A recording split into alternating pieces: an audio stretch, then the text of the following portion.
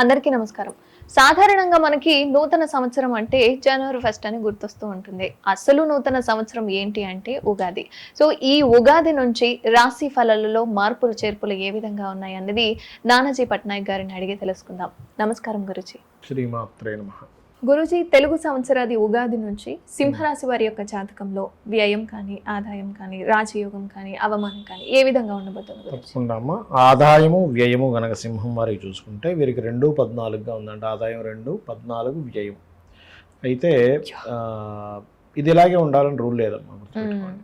అదేవిధంగా 2-2 అంటే అవమానము రాజ్యపూజ్యం 2-2గా ఉంది. అంటే అది బ్యాలెన్స్డ్గా ఉంది. అయితే ఇక్కడ 2-14 ఉంటే యాజ్ ఇట్ ఈజ్ ఇలాగే నడవాలని రూల్ లేదు. ఎందుకంటే ఇది జనరల్గా ఉండేవి. వీళ్ళ పర్సనల్ చార్ట్లో కనుక ధనయోగ దశలు నడుస్తుంటే దాని ఫలితం అది ఇస్తుంది ఒకటి.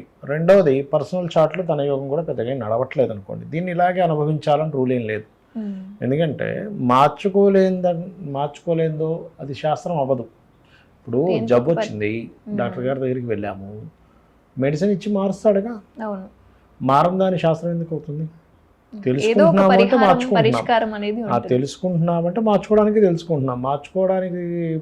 రాని శాస్త్రం అవ్వదు. అలా వీరికి సింహరాశి వారికి ఎందుకు ఆదాయం తగ్గుతుంది అంటే 2వ స్థానంలో కేతువు ఉంటున్నాడు. అంటే ఏమిటి, ఇప్పుడు మనం చేయాల్సింది ఏమిటి, ఈ కేతువుని కంట్రోల్ కనుక చేసుకోగలిగితే ఆదాయం పెరుగుతుంది. అంటే ఎలా చేసుకోవాలి కంట్రోల్? ఉలవలు దానంగా ఇవ్వడము, ఓకే. అదేవిధంగా గణపతి ఆరాధన చేసుకోవడం చేస్తుండాలి. గణపతి యొక్క ఆరాధన ఎంత చేస్తుంటే అంత బాగుంటుంది, గుర్తుపెట్టుకోండి. ఓకే, అదొకటి. అదేవిధంగా మరి వ్యయం తగ్గించుకోవాలనుకున్నాం కదా, వ్యయం తగ్గాలి అంటే మినుములు దానంగా ఇవ్వడం చేస్తూ ఉండాలి ముఖ్యంగా.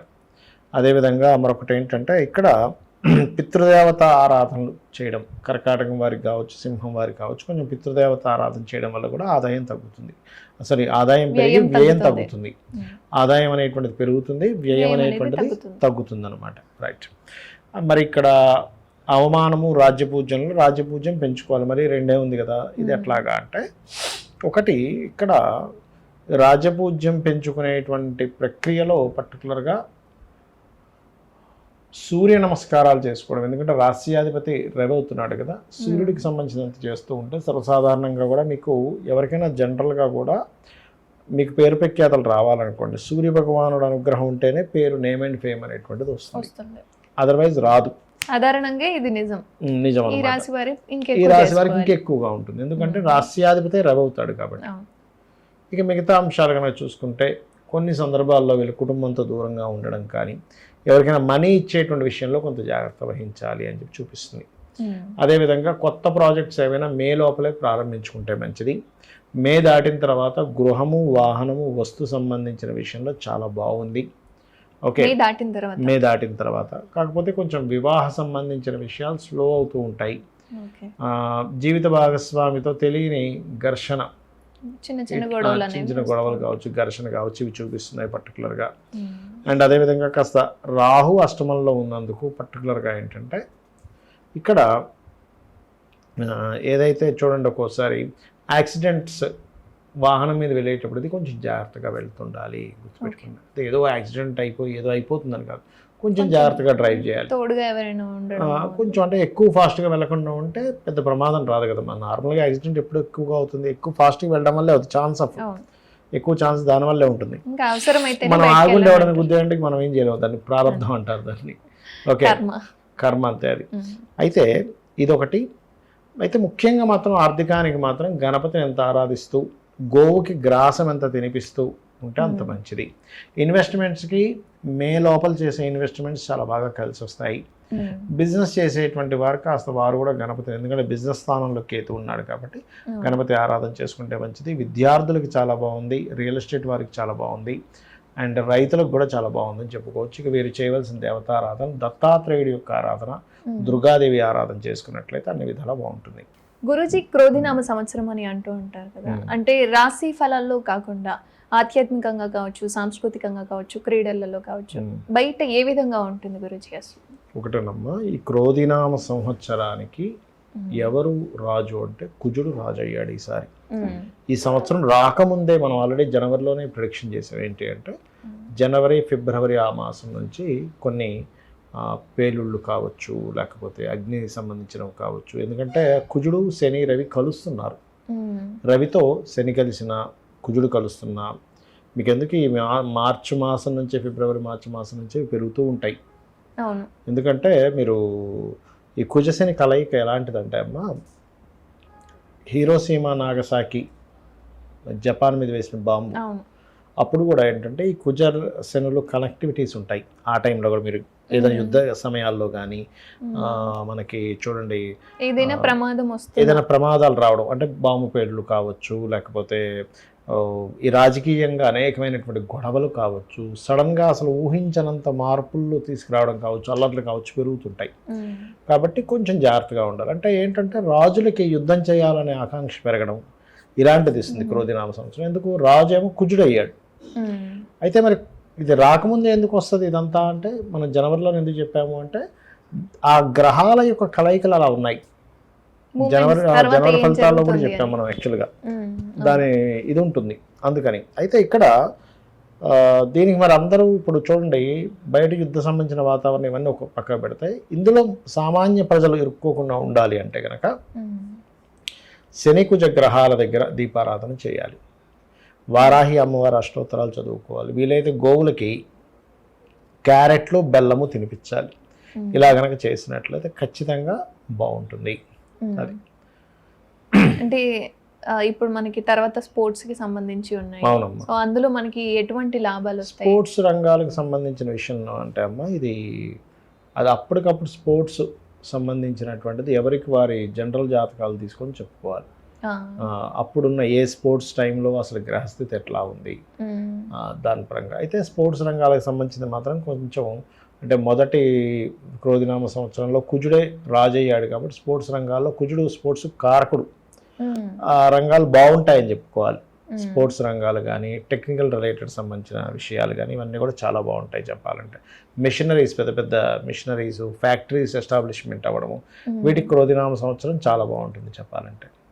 సో ఈ సంవత్సరం మాత్రం మనం ఆధ్యాత్మికంగా కావచ్చు సాంస్కృతికంగా ఏం చేసుకున్నా ఆధ్యాత్మికంగా అంటామో ఒకటమ్మా, ఆధ్యాత్మికంగా మీరు తీసుకొచ్చారు కాబట్టి చెప్తున్నాను. ఈ క్రోధినామ సంవత్సరం అని కాదు, మీనరాశిలో రాహు ఉన్నందుకు కొంత మత కల్లోలాలు కొంచెం ఈ ఆధ్యాత్మిక సంబంధించిన విషయాల్లో పోటీ పడుతూ కొన్ని విషయాలు జరగడం ఇట్లాంటివి కూడా జరుగుతాయి. అంటే ఎక్స్పాన్షన్ ఉంటుంది, వాటి మీద బురద జల్లడం ఎక్కువగా ఉంటుంది, రెండూ ఉంటాయి. సో వాటిలో కొంచెం జాగ్రత్తగా, ఎందుకంటే గురు రాహుల కలయిక అనేటువంటిది గురుచండాల యోగం అంటారు. దానివల్ల గురుజీ రాశి ఫలాలు కాకుండా పర్సనల్ గా అసలు ఈ క్రోధినామ సంవత్సరంలో ఏ విధంగా ఉంటుంది? పర్సనల్గా అంటే అమ్మ ఇందాక నేను మీకు ఒక్కొక్క రాశి గురించి చెప్పాను కదా, అలా కాకుండా పర్సనల్ చార్ట్ అని ఉంటుంది. అంటే మీరు జన్మించినప్పుడు ఉన్నటువంటి సమయాన్ని, తేదీని, నెలని, సంవత్సరాన్ని, సమయ ప్రదేశాన్ని తీసుకొని మీరు ఏ లగ్నంలో జన్మించారు, మీరు పుట్టిన లగ్నాన్ని బట్టి మీ యొక్క ఎదుగుదల ఎలా ఉంది అంటే ఇది పర్సనల్ కంప్లీట్గా. ఇప్పుడు మేషరాశి వారు అందరికీ జనరల్గా జరిగే కొన్ని ఉంటాయి, మీ పర్సనల్ చార్ట్ మీకు యూనిక్గా ఉంటుంది. ఎందుకంటే ఒక మనిషి ఉన్నట్టుగా వేరే వాళ్ళు ఎవరు కూడా అలా ఉండరు చూడడానికి.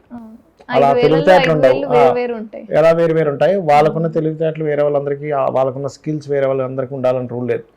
వేరే వాళ్ళకి వేరే స్కిల్ ఎక్కువగా ఉండొచ్చు, వీరికి వేరుగా ఉండొచ్చు కదా. అలా ఏంటంటే ఈ పర్సనల్ చార్ట్లో రీడింగ్ ఈజ్ డిఫరెంట్గా ఉంటుంది. అంటే మీ స్పెసిఫిక్గా మేషరాశి వాళ్ళందరూ, మీది మేషరాశి వేరే వాళ్ళది మేషరాశి, కానీ అందరికీ ఒకే రకమైనటువంటి ఆదాయం ఉండదు కదా. అంటే మీ పర్సనల్ చార్ట్లో ఆదాయాన్ని ఇచ్చే కారకుడు అంటే మీకు ధనాన్ని ఇచ్చే కారకుడు ఎలా ఉన్నాడు, మీ పర్సనల్ చార్ట్లో సిబ్లింగ్స్తో ఎలా ఉంది, మీ పర్సనల్ చార్ట్లో ఏ డైరెక్షన్స్లో నివసిస్తే బాగుంటుంది గృహము, మీ పర్సనల్ చార్ట్ రీత్యా ఎందులో డబ్బులు వస్తాయి, ఎప్పుడు డబ్బులు వస్తాయి, అదేవిధంగా వివాహ సమయం ఎప్పుడు ఉంది, ఎటువంటి వారు మీకు జీవిత భాగస్వామిగా వస్తారు, సంతానం అభివృద్ధిగా ఉండాలంటే ఏం చేయాలి, మీరు జాబ్ చేస్తే బాగుంటుందా, లేకపోతే బిజినెస్ చేస్తే వ్యాపారం చేస్తే బాగుంటుందా, లేకపోతే ఇక్కడ ఉద్యోగం చేస్తే బాగుంటుందా, విదేశాలకు వెళ్తే బాగుంటుందా, అలాగే ఇన్వెస్ట్మెంట్స్ ఎప్పుడు చేయాలి, లేకపోతే అప్ అండ్ డౌన్స్ వస్తాయి చాలా మందికి, సడన్ రైజ్ వస్తుంది, సడన్ డౌన్ వస్తుంది. అలాంటి ముందుగా తెలిసే అనుకోండి. ఇప్పుడు ఎగ్జాంపుల్ ఒక 6 నెలలు బాగా డౌన్ ఉందని అర్థమైంది, ఒక 2 నెలల ముందే తెలుస్తుంది, మనం ఏం చేస్తాం, మనీ సేవ్ చేసుకుంటాం, మార్పులు ఏమైనా ఉంటే కొంచెం ఈ డబ్బులు అక్కడ వాడుకుంటాం కదా. అది తెలియలేదని అనుకోండమ్మా, ఒక 3 నెలలు రాబోయే 3 నెలలు బాగా డౌన్ ఉందని తెలియలేదు అనుకోండి, ఈ డబ్బులను ఖర్చు పెట్టుకుని అయ్యో తెలుసుంటే నేను డబ్బులు దాచిపెట్టుకునేవాళ్ళం కదా, సేవ్ చేసుకునే వాళ్ళం కదా అనిపిస్తుంది. అందుకని ఈ అప్ అండ్ డౌన్స్ చూస్తాం అనమాట. ఈ రకంగా ఏంటంటే మీ పర్సనల్ చార్ట్లో పర్టికులర్గా ఏ దశ నడుస్తుంది, ఆ దశ మీకు యోగిస్తుందా లేదా, యోగించాలంటే ఏం చేసుకోవాలి, ఏ రత్నం పెట్టుకోవాలి, ఎవరిని ఎక్కువగా ఆరాధిస్తే మీరు రుణరోగ శత్రువు నుంచి బయటపడతారు, అన్నీ కూడా మీ పర్సనల్ చార్ట్లో ఉంటుంది. ఇదంతా ఏంటంటే ఆదాయము, వ్యయము, రాజ్యపూజ, అవమానం ఇవైతే చెప్పుకున్నాము, ఇది జనరల్ గా జరిగేవి. ఇంకోటి ఏంటి, ఈ సంవత్సరానికి ఫలానా రాజు కాబట్టి ఇది లోకపరంగా జరిగేటువంటివి. మీ పర్సనల్ చార్ట్ అంటే మొత్తం 3 రకాలుగా ఉంటుంది. రాశి ఫలాలు బయట జనరల్ గా జరిగేది మీ పర్సనల్ చార్ట్.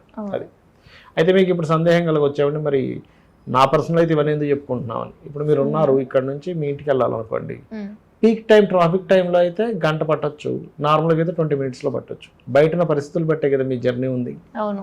అట్లా ఏంటంటే మీ జర్నీ ఎంతసేపట్లో వెళ్తారనేటువంటిది మీరు ఎంత ప్రయత్నం చేసినా బయట ఉండే వాతావరణము, బయట ఉండే ట్రాఫిక్ అనుకూలించాలి. ఆ ట్రాఫిక్ ఎలా అనుకూలిస్తుంది, ఏ టైంలో అయితే అనుకూలిస్తుందని మనకి ఎట్లా తెలుస్తుందో గోచార ఫలితాలు కూడా అలాగే. సో బయట జరిగే సిచ్యువేషన్స్ కూడా మనం కంట్రోల్ చేసుకోవచ్చు గురుజీ, మన రెమెడీస్ ద్వారా కంట్రోల్ చేసుకోవచ్చు. ఏ సమయంలో చేస్తే మంచిదని. ఇప్పుడు మీరు ఉన్నారమ్మా, ఇప్పుడు ట్రాఫిక్ తక్కువగా ఉంది, కానీ అదే 9-10 o'clock అప్పుడు అంటే ఎక్కువగా ఉంటుంది, పీక్ టైం కాబట్టి.